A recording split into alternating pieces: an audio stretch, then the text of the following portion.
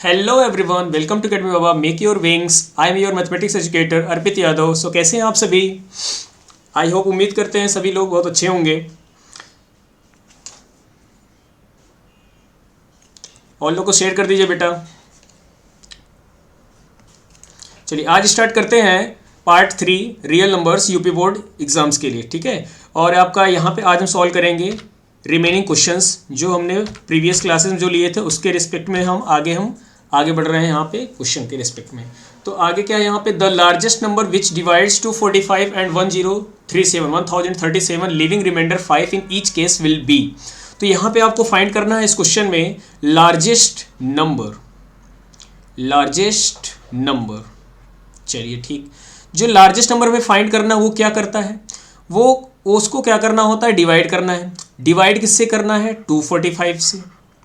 ठीक है, और किससे करना है, 1037 से डिवाइड करना है। ठीक है, अब वो जो लार्जेस्ट नंबर हम जब डिवाइड करेंगे 245 और 1037 से, वो क्या करेगा, रिमाइंडर यहाँ पे होगा और रिमाइंडर क्या होगा, 5 in each case. Each case का मतलब हुआ 245 से डिवाइड करने पे भी वो क्या होगा आपका 5 होगा, और 1037 से डिवाइड करने पे भी क्या होगा आपका वो 5 रिमाइंडर होगा। ठीक है, तो वो लार्जेस्ट नंबर ऐसा क्या है। ठीक है, सो अब बताइए यहाँ पे क्या लिखा हुआ है, लार्जेस्ट नंबर। तो लार्जेस्ट नंबर है, तो लार्जेस्ट नंबर के रिस्पेक्ट में हम यहाँ पे अगर हम HCF फाइंड करेंगे तो HCF किस तरह फाइंड करेंगे, तो सबसे पहले आपको क्या करना पड़ेगा, 245 और 1037 को क्या करना होगा आपको, एलसीएम, सॉरी अभी एलसीएम नहीं, पहले इसको सब्ट्रैक्ट कर लेते क्योंकि रिमाइंडर है ना बेटा। तो यहाँ पे नंबर होगा 245 माइनस 5 दैट इज 240, और सेकेंड नंबर होगा आपका 1037 माइनस 5। ठीक है, 1037 सब्ट्रैक्ट करने पे क्या मिलेगा, 1032, और ये क्या होगा आपका 240। ठीक है बेटा, चलिए तो अब करते क्या है इसका प्राइम फैक्टर्स किस तरह करेंगे हम, एलसीएम के थ्रू। 2 1 जा 2, 2 2 जा 4, 2 0 0, 2 6 जा 12, 2 0 0, 2 3 जा 6, 2 0 0, 2 1 जा 2, 2 5 जा 10, 3 5 जा 15 एंड 5 1 जा 5। तो ये सारे क्या हैं आपके प्राइम फैक्टर्स हैं, किसके, 240 के। सिमिलरली आपको फाइंड करना है 1032 का बाई एलसीएम। 2 5 जा 10, 2 1 जा 2, 2 6 जा 12, 2 2 जा 4, 2 5 जा 10, 2 8 जा 16, 2 1 जा 2, 2 2 जा 4, 2 9 जा 18, 3 4 जा 12, 3 3 जा 9 एंड 43 1 जा 43। ठीक है बेटा, ठीक। चलो तो यहाँ पे अब क्या करेंगे हम, यहाँ पे प्राइम फैक्टराइजेशन या प्राइम फैक्टर्स, किसके प्राइम फैक्टर्स, 240 एंड 1037 के। ठीक है, चलिए 240 के जितने भी प्राइम फैक्टर्स हम उसको लिख लेते हैं। 2 multiply by 2 multiply by 2 multiply by 2 multiply by 3 multiply by 5, और 1037 का क्या होगा, 1032 का क्या होगा आपका, 2 multiply by 2 multiply by 2 multiply by 3 multiply by 43। ठीक है, चलिए तो ये बताइए यहाँ पे 240 इक्वल टू, यहाँ पे 2 कितने हैं आपके, 1 2 3 4, तो आप लिख सकते हैं यहाँ पे 2 की पावर 4, 3 की पावर क्या होगा आपका 1, और 5 की पावर क्या हो जाएगा 1। सिमिलरली 1032 का क्या होगा, 2 कितने हैं आपके यहाँ पे 2 1 2 3, तो यहाँ हो जाएगा 2 का क्यूब, और यहाँ हो जाएगा 3 की पावर 1, और 43 की पावर क्या हो जाएगा 1। ठीक है बेटा, चलिए तो आपको ये बताना है कि यहाँ पे फाइंड क्या करना है, HCF फाइंड करना है क्योंकि लार्जेस्ट नंबर है। तो लार्जेस्ट नंबर है, तो लार्जेस्ट नंबर हम किस तरह फाइंड करेंगे, तो HCF हम किस तरह फाइंड करते हैं, यहाँ पे ये बताइए, यहाँ पे आपका कॉमन फैक्टर क्या है, 2 है। अब इस 2 कॉमन फैक्टर में आपको ये देखना है कि मिनिमम एक्सपोनेंट कौन है, यहाँ पे 3 है कि 4 है, तो कहेंगे 3 है, तो यहाँ पे आपको लिखना है 2 की पावर क्यूब। उसके बाद क्या होगा आपको, नेक्स्ट क्या है आपका कॉमन फैक्टर 3, क्या इसमें दोनों की पावर सेम है, हाँ सेम है, तो यहाँ पे क्या करना होगा 3 की पावर 1। अब यहाँ देखते हैं 5 की यहाँ पे है, तो यहाँ पे है कॉमन फैक्टर, नहीं है। 43 यहाँ है, क्या 43 अवेलेबल है, बिल्कुल नहीं है, तो आपको क्या करना पड़ेगा, सिंपली आपको मल्टीप्लिकेशन। 2 की पावर क्यूब कितना होता है 8, और 3 की पावर 1 कितना होता है 3। So your answer will be 8 3 जा 24। तो जो आपका लार्जेस्ट नंबर जो होगा, जो लार्जेस्ट नंबर होगा वो क्या होगा आपका 22 23 24 25। कौन सा ऑप्शन सही होगा 24, यानी कि C option is the correct answer. ठीक है बेटा, आई होप सभी को समझ में आ रहा होगा। ओके चलिए, सो next question is the LCM of the smallest 2 digit composite number and the smallest composite number. ठीक है, चलिए तो सबसे पहले आपको ये पता होना चाहिए कि कंपोजिट नंबर होता क्या है। What is composite number? तो हम कहेंगे कंपोजिट नंबर वो नंबर होते हैं जिनके मोर देन 2 फैक्टर होते हैं। क्या होते हैं? 2 फैक्टर्स होते हैं। ठीक है, और प्राइम नंबर क्या होता है?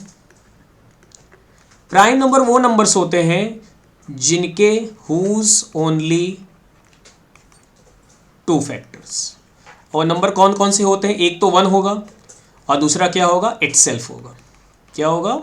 इटसेल्फ। जैसे सपोज दैट 5 है तो 5 का यहाँ पे फैक्टर्स क्या क्या होंगे? एक तो आपका 1 होगा जो कि 1 5 को क्या कर देगा डिवाइड कर देगा, और दूसरा नंबर क्या होगा इटसेल्फ। इटसेल्फ का मतलब क्या हो गया 5।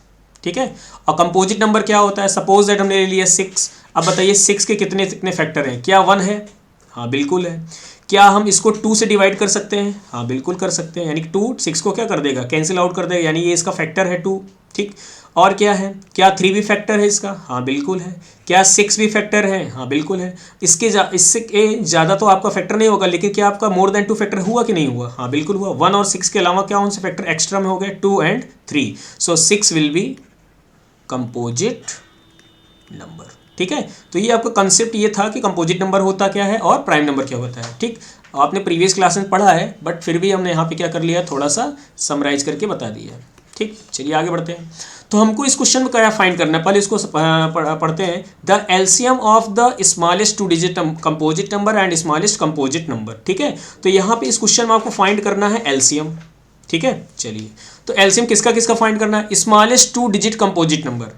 बताइए स्मॉलेस्ट, क्वेश्चन की लैंग्वेज तो ध्यान देना बेटा, स्मॉलेस्ट 2 डिजिट कंपोजिट नंबर।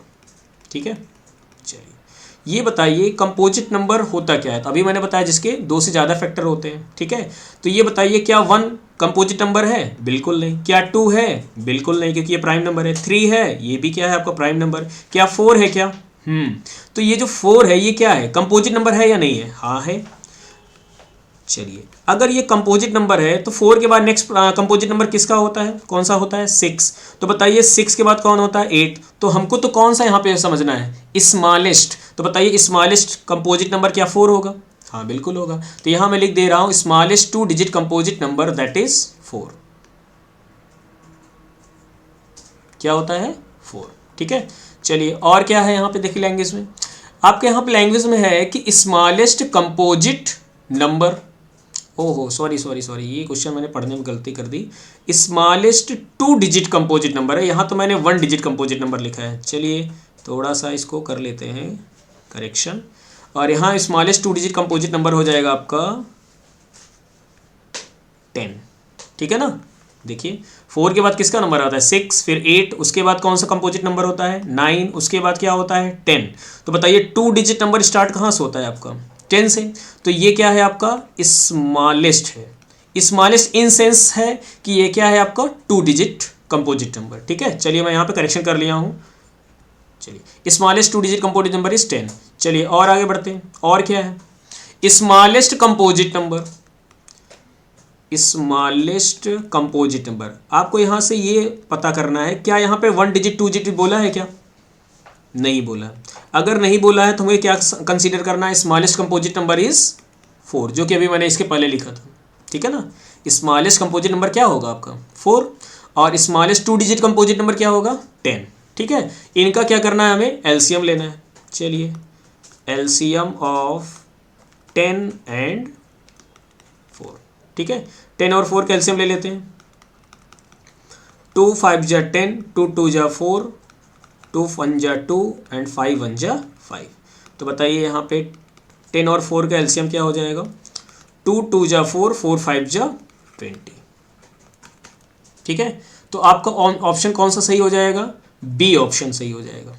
ठीक है, क्या है? 20। ठीक, बात मेरी समझ में आ रही है? ठीक, ये मैं थोड़ा सा समझने में यहाँ पे स्टार्टिंग में लैग कर गया, ठीक है ना, तो इसको आपको यहाँ पे मैंने करेक्शन करा दिया है कि यहाँ पे स्मॉलेस्ट 2 डिजिट कंपोजिट नंबर क्या होगा आपका?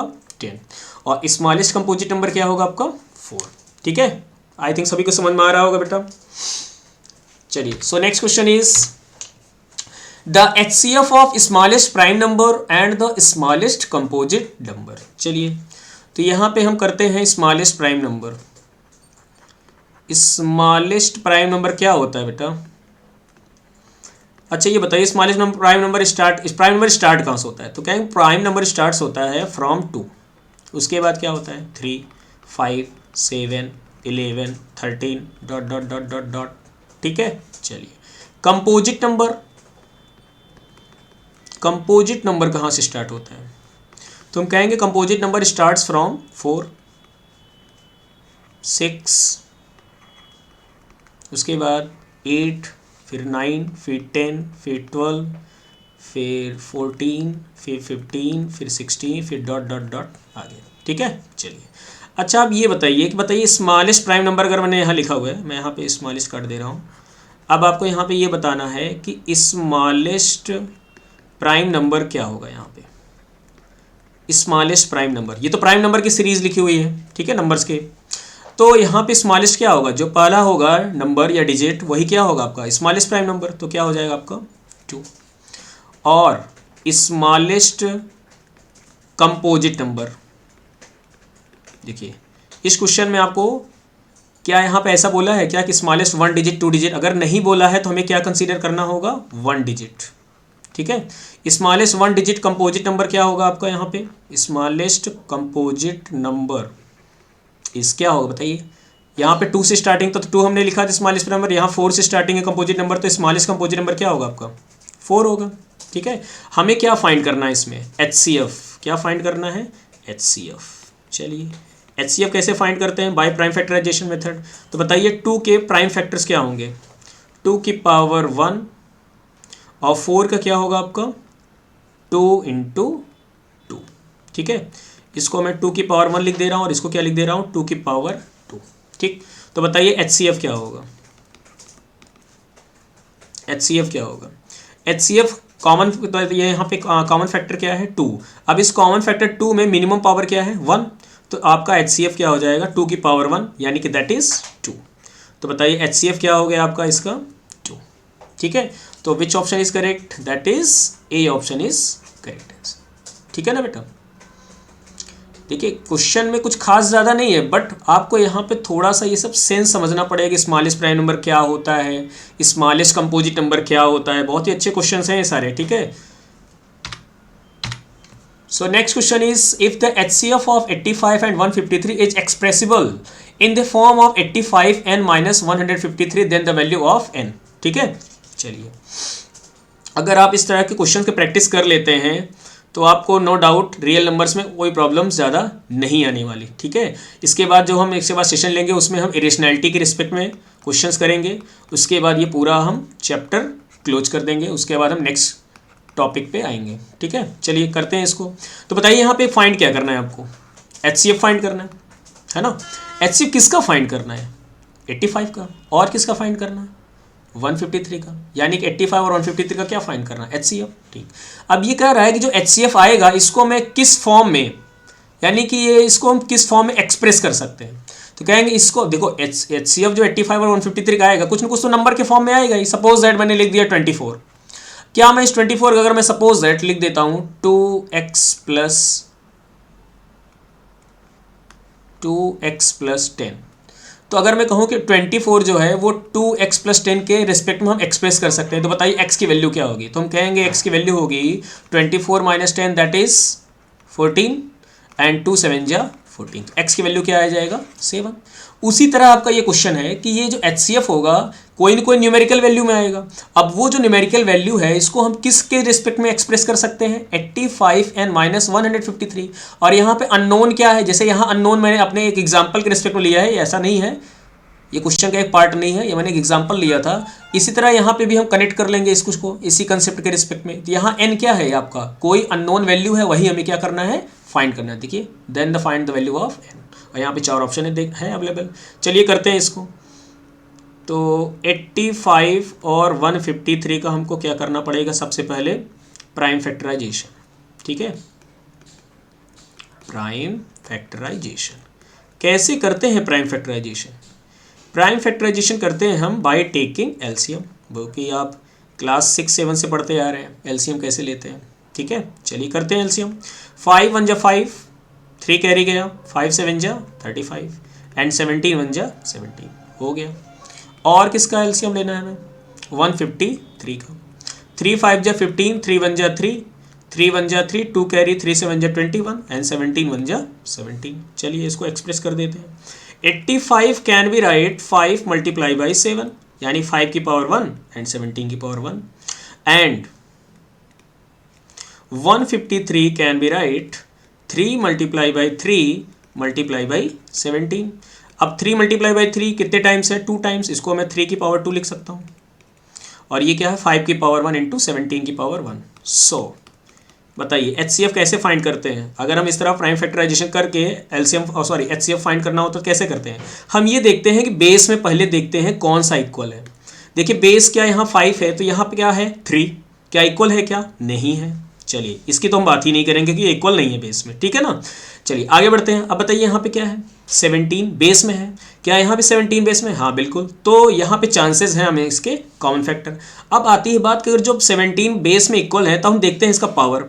पावर देखिए क्या दोनों में सेम है, इक्वल है, कैसा है, अनइक्वल है, तो कहेंगे इक्वल है। कैसा है, इक्वल है।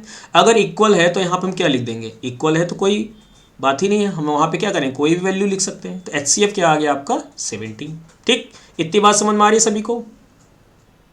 ठीक है, वेरी नाइस। चलो तो इसको करते हैं क्या। अब ये कह रहा है कि जो एचसीएफ इसको हम किसके रिस्पेक्ट में एक्सप्रेस कर सकते हैं, गिवन है 85 n माइनस 153। तो यहाँ पे लिख लिया जाए आपका HCF equal to 85 n minus 153। अब बताइए एचसीएफ की वैल्यू क्या है, 17। अब सिंपली क्या करना है आपको, छोटे बच्चों की तरह सिंप्लीफिकेशन करना है। तो करते कैसे हैं, इस माइनस 153 को हम लेफ्ट हैंड साइड लेके आएंगे बेटा, तो क्या हो जाएगा प्लस 153। अब बताइए यहाँ पे 17 और 153 हम ऐड करेंगे तो कितना हो जाएगा, 170 हो जाएगा। और 170 किसके इक्वल है, 85 n के। तो बताइए n की वैल्यू क्या हो जाएगा, 170 अपान 85। 85 से क्या डिविजिबल है क्या, यस। 85 टू जा क्या होता है 170। तो बताइए n की वैल्यू क्या आ गया 2। क्या हमने अननोन वैल्यू फाइंड कर लिया क्या, जो हमें फाइंड करना भी था, n की वैल्यू तो फाइंड करना था। तो n की वैल्यू कितना आया, n की वैल्यू आई 2। तो बताइए कौन सा ऑप्शन करेक्ट है, B option is the correct answer.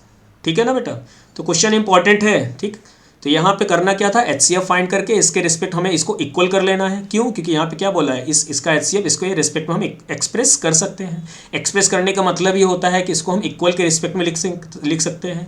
Equal करने के बाद आपको सिंपल सा सिंप्लीफाई करना है, उसके बाद हमें अननोन वैल्यू जो भी रहेगा n m x जो भी रहेगा क्वेश्चन में, वो हम क्या कर लेंगे, फाइंड कर लेंगे। ठीक है, चलिए। So next question is, if two positive integers a and b are written as a equal to p cube q की power 4, b equal to p square q cube, where p and q are prime numbers such that HCF ab equal to p की power m q की power n into LCM p की power r q की power s, then find m plus n r plus s। ठीक है बेटा, देखो ये पढ़ने में थोड़ा आपको अजीब लग रहा होगा स्टार्टिंग में, लेकिन आप फिर से इसको 2 से 3 बार रीड करेंगे तो आपको इसको यह समझ में आ जाएगा कि इस क्वेश्चन में आपको करना क्या है। अगर आपको देखिए यहाँ पे करना इस तरह है कि a की वैल्यू क्या है, a क्या है, कोई नंबर है, a क्या है यहाँ पे कोई नंबर है, और a को जो यहाँ पे हमने जब यहाँ पे एक्सप्रेस किया है p की पावर 3 एंड q की पावर 4, और b को एक्सप्रेस कर रहा है p स्क्वायर और q क्यूब। ठीक, अब इसका HCF जो है, इसका जो HCF है वो देखो क्या आ रहा है, HCF of a comma b। बताइए यहाँ पे a क्या है आपका, p क्यूब q की पावर 4, और q क्यूब क्या है, सॉरी पी क्यूब क्यू की पावर 4 और ये क्या है पी स्क्वायर क्यू की पावर क्यू। ठीक, अभी हमने एचसीएफ फाइंड नहीं किया, एचसीएफ फाइंड करना है। ठीक है, बताइए यहाँ पे पी और क्यू क्या है आपका प्राइम नंबर है। तो बताइए यहाँ पे पी और क्यू अगर प्राइम नंबर है तो बताइए यहाँ पर अगर मुझे एचसीएफ फाइंड करना है तो ये बताइए बेस में क्या ये इक्वल है पी और यहाँ भी क्या है पी। अब आपको देखना है कि पावर किसका कम है, पावर है 2 तो यहाँ पर लिख देंगे पी की पावर 2। अब यहाँ पे आपको देखना है क्यू और क्यू क्या है आपका बेस इक्वल है, तो बताइए पावर किस में कम है तो कहेंगे 3 है, तो आपका आ गया पी स्क्वायर क्यू क्यूब।